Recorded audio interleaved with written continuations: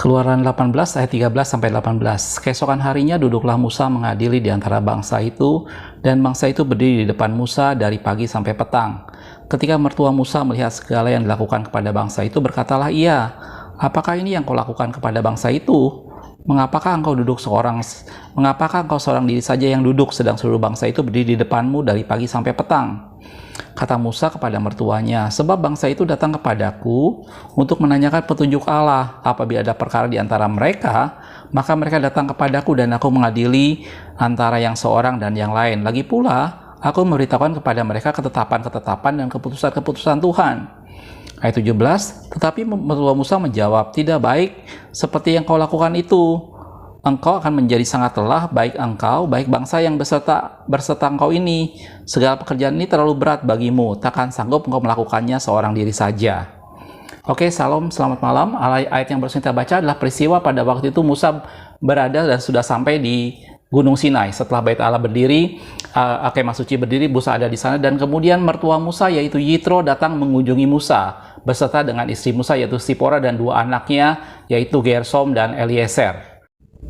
Pada video ini kita akan melihat mengenai Yitro yaitu mertua Musa, gitu ya. Biasanya kalau kita bicara soal mertua sama menantu, seringkali yang kita ingat dalam firman Tuhan tentunya adalah Ruth dengan Naomi, gitu ya. Dan itu gambaran sebagai pasangan mertua dan menantu yang sangat indah di hadapan Tuhan. Tetapi dalam firman Tuhan bukan cuma itu.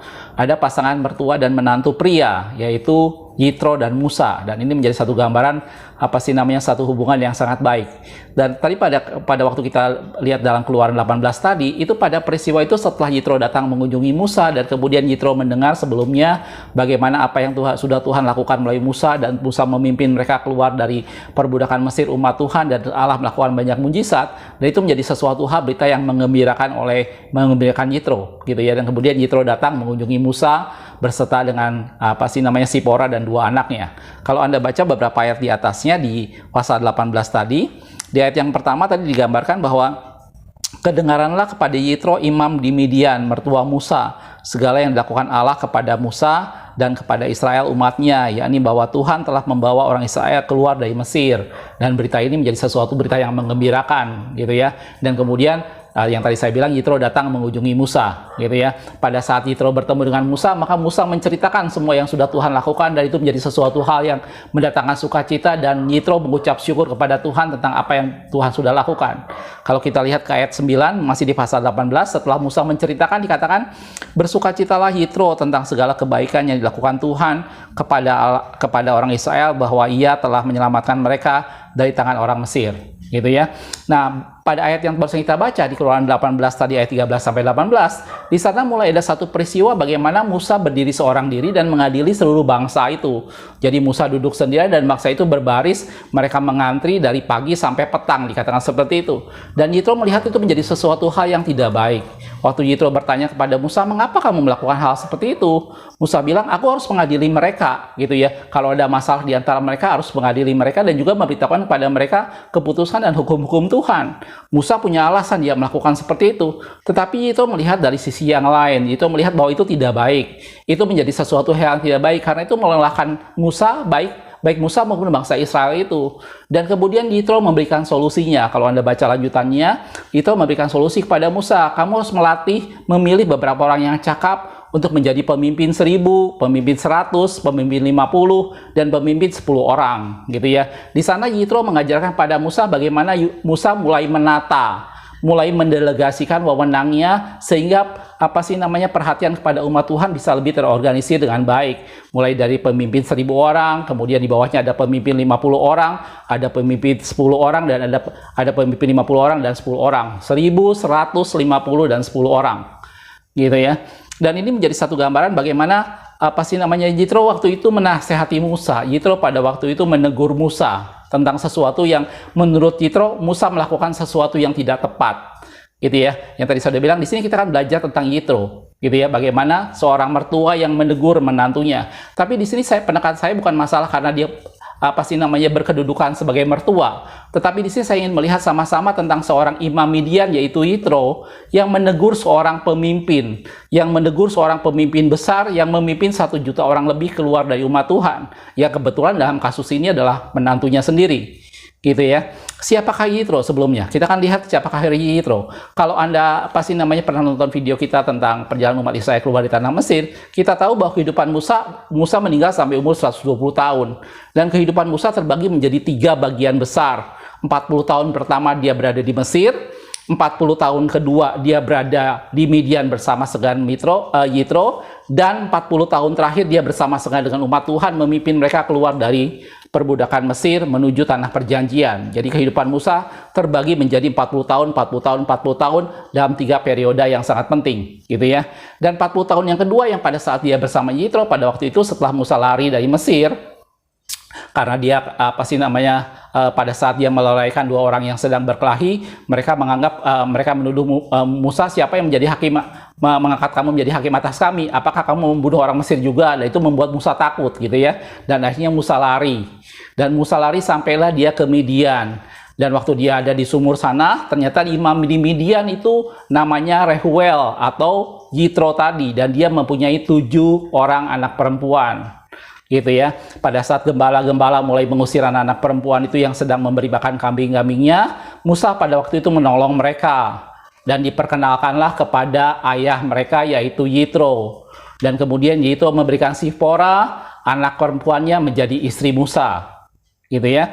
Mungkin kita lihat sedikit latar belakang tentang Yitro ini, gitu ya. Kalau kita perhatikan di dalam Keluaran 2 ayat 16 dikatakan, adapun imam di Midian itu mempunyai 7 anak perempuan, gitu ya. Mereka datang menimba air dan mengisi palungan-palungan untuk memberi makan, memberi minum kambing domba ayahnya, gitu ya. Kemudian setelah itu waktu mereka pulang, anak perempuan itu menceritakan bahwa mereka sudah ditolong oleh oleh Musa dari gangguan gembala-gembala tadi. Kemudian Yitro mempersilahkan untuk mengundang Musa ke dalam rumah mereka, dan kemudian Yitro memberikan anak perempuannya itu Sipora menjadi istri Musa. Dalam Keluaran 2 ayat 21, Musa bersedia tinggal di rumah itu, lalu diberikan Rehuel lah. Rehuel di sini adalah nama lain dari Yitro, gitu ya. Jadi dalam beberapa ayat firman Tuhan dikatakan pakai nama Rehuel, itu sama dengan Yitro. Diberikan Rehuel lah Sipora anaknya kepada Musa. Dan kita tahu dari Sipora akhirnya Musa melahirkan 2 orang anak. Akhirnya Musa mempunyai 2 orang anak, yaitu Gersom dan Eliezer, gitu ya. Terus udah gitu selama masa Musa berada di sana, maka kita tahu dalam firman Tuhan dikatakan sebelum pada saat Musa dipanggil, waktu itu Musa berprofesi, Musa bekerja untuk mengembalakan kambing domba mertuanya. Kita bisa lihat dalam Keluaran 3 ayat pertama, adapun Musa ia biasa mengembalakan kambing domba Yitro mertuanya. Jadi di sini Yitro digambarkan sebagai seorang imam di Midian yang mempunyai 7 orang anak perempuan, dan dia mempunyai kambing domba, dan Musa bekerja mengembalakan kambing domba mertuanya, gitu ya. Sekali ketika ia menggiring kambing domba itu ke seberang padang gurun, yakni ke gunung Allah, yakni gunung Horeb, dan kita tahu ceritanya bagaimana kemudian Musa melihat semak yang menyala tetapi tidak terbakar, dan di sanalah pertama kali Allah memanggil Musa, gitu ya. Jadi dari sini saya ingin kita mendapat gambaran sederhana tentang siapa itu Yitro. Dia adalah seorang imam di Midian yang mempunyai 7 orang anak perempuan, dan dia punya kambing dan domba, dan pada waktu Musa menjadi mertuanya, maka Musa mengembalakan kambing domba mertuanya yaitu Yitro tadi, gitu ya. Dan setelah Musa dipanggil, tadi saya sudah bilang pada saat dia mengembalakan kambing domba, kemudian sampailah ke gunung Horeb, gunung Allah, dan Musa dipanggil Tuhan, maka kemudian Musa memberitahukan kepada mertuanya, gitu ya. Nah itu ada dalam Keluaran 4 ayat 18. Lalu Musa kembali kepada mertuanya Yitro, serta berkata kepadanya, izinkanlah aku kembali kepada saudara-saudaraku yang ada di Mesir untuk melihat apakah mereka masih hidup. Yitro berkata kepada Musa, pergilah dengan selamat, gitu ya. Di sini Yitro melepas Musa dengan tangan terbuka. Di sini Yitro membiarkan Musa melakukan apa yang menjadi panggilan Tuhan, gitu ya. Dan ini gambaran seorang mertua yang sangat mendukung menantunya, gambaran seorang Yitro yang sangat mendukung Musa, gitu ya. Dan kalau kita lihat dalam firman Tuhan bagaimana yang tadi saya sudah bilang, pada saat Musa sampai dengan umat Tuhan sampai di gunung Allah, gunung Sinai, gunung Horeb, maka di sana Yitro mengunjungi mereka, gitu ya. Dan sampailah pada cerita bagaimana Yitro menegur Musa. Pada video ini kita akan belajar bagaimana tentang hal yang dilakukan oleh Yitro itu, yaitu menasehati atau menegur seorang pemimpin. Musa bisa saja berkata kepada Yitro, kamu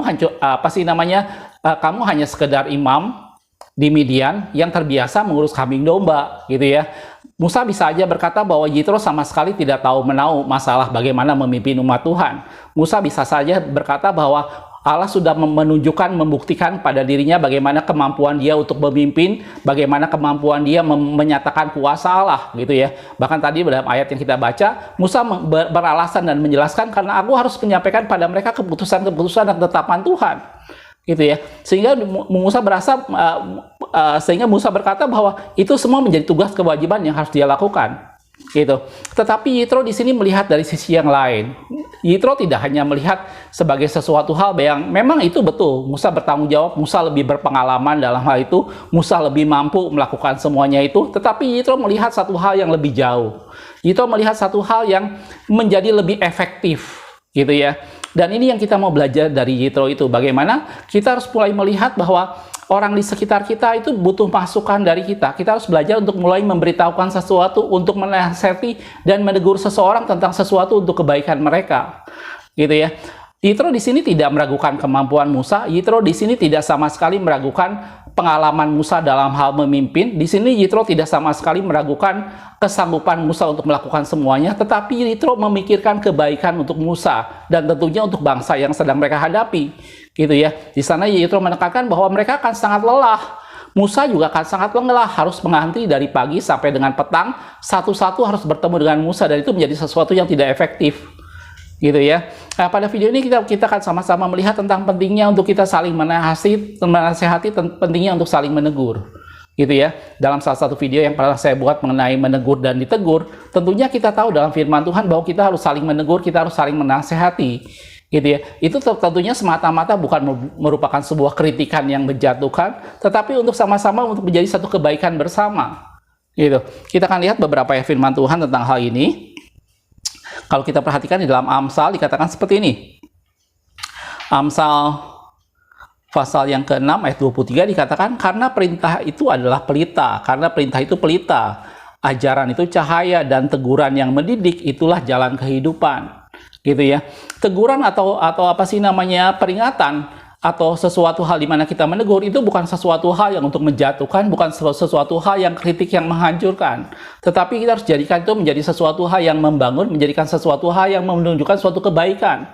Saya suka dengan apa yang dilakukan Yitro, karena Yitro tidak hanya sekedar menegur Musa dengan apa yang dia lakukan, tetapi Yitro memberikan solusinya. Nah ini saudaraku, gitu ya. Banyak kali di antara kita hanya pintar memberikan teguran, memberikan kritikan, tetapi tidak tahu bagaimana memberikan solusinya. Sehingga ada orang yang sering berkata, penonton sih selalu paling pintar, penonton sih tahunya cuma mengkritik aja, tetapi orang yang di lapangan yang bermain bola, merasa bahwa penonton tidak tahu bagaimana sulitnya main bola, gitu ya. Tetapi dari sini saya melihat satu teladan yang baik dari Yitro, bagaimana dia menegur Musa tentang sesuatu hal yang tidak bagus yang Musa lakukan, tetapi di satu pihak juga dia memberikan solusi bahwa kamu seharusnya mengangkat orang-orang yang cakap untuk memimpin 1000 orang, memimpin 100 orang, memimpin 50 orang, dan memimpin 10 orang. Di sana Yitro tidak hanya memberikan satu kritikan, di sana Yitro tidak hanya menegur Musa, tetapi Yitro memberikan solusi jalan keluarnya. Dan kalau kita baca lanjutannya, itu menjadikan sesuatu yang Musa lakukan, dan akhirnya semuanya berjalan menjadi lebih baik, gitu ya. Di sini gambaran seorang yang menegur pemimpin, gambaran seorang yang menasihati pemimpin dan memberikan solusi jalan keluar tentang sesuatu hal. Dan tadi kata firman Tuhan dikatakan bahwa teguran itu adalah perintah itu pelita, ajaran itu cahaya, dan teguran yang mendidik itu jalan kehidupan, gitu ya. Amsal 25 ayat 12 dikatakan, teguran orang yang bijak adalah seperti cincin emas dan hiasan kencana untuk telinga yang mendengar. Itu ya saudaraku. Mari, kita saling menegur, saling menasihati, tapi tentunya dengan sopan, dengan penuh kasih, dan semata-mata untuk kebaikan bersama, gitu ya. Teguran bisa dilakukan macam-macam, kritikan bisa dilakukan macam-macam, bisa dilakukan secara verbal, bisa juga dengan cara kita menunjukkan satu teladan, bisa juga dengan cara kita menunjukkan satu contoh supaya orang bisa menirunya.